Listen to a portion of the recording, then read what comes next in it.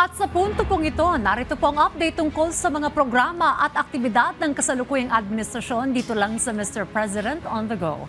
Una na po rito, nanawagan si Pangulong Ferdinand R. Marcos Jr. para sa isang nagkakaisang mga hakbang upang pangalagaan ng mga kabataang Pilipino habang hinihimok ang mga ahensya ng gobyerno, paaralan, magulang, guro at mga komunidad na magtulungan upang matiyak na bawat bata ay lumalaki sa isang ligtas at mapagkalingang kapaligiran kasunod ng sunod-sunod na nakapanlulumong insidente na kinasasangkutan ng mga mag-aaral.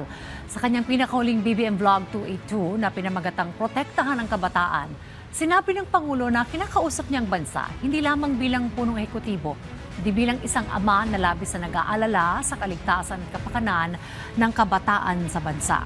Aniya hindi lamang bilang Pangulong kanyang pananalita, kundi bilang isang ama, kapwa Pilipino at bilang isang taong lubos na nag-aalala sa kaligtasan ng ating mga anak. Binanggit ng Pangulo ang kamakailang pamaril sa isang paaralan sa Tacloban City, ang insidente ng pananaksak sa loob ng paaralan sa Cavite, at ang pagkasawi ng dalawang student athletes sa isang team building activity na nagpapakita na bagamat magkakaiba ang mga sitwasyon, may iisa at kagyat itong mensahe.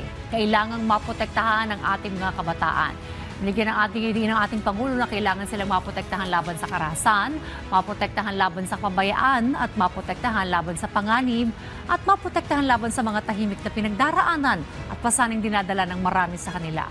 Binigyang diin ng punong ehekutibo na mga paaralan ay dapat manatiling lugar kung saan natututo ang mga bata, papatuloy sa kanilang mga pangarap at nagpapaunlad ng kanilang potensyal. Hindi lugar kung saan nangangamba mga magulang para sa kaligtasan ng kanilang mga anak. Atin muna po ang ating update tungkol sa mga aktibidad at programa ng kasalukuyang administrasyon. Dito lang sa Mr. President on the Go.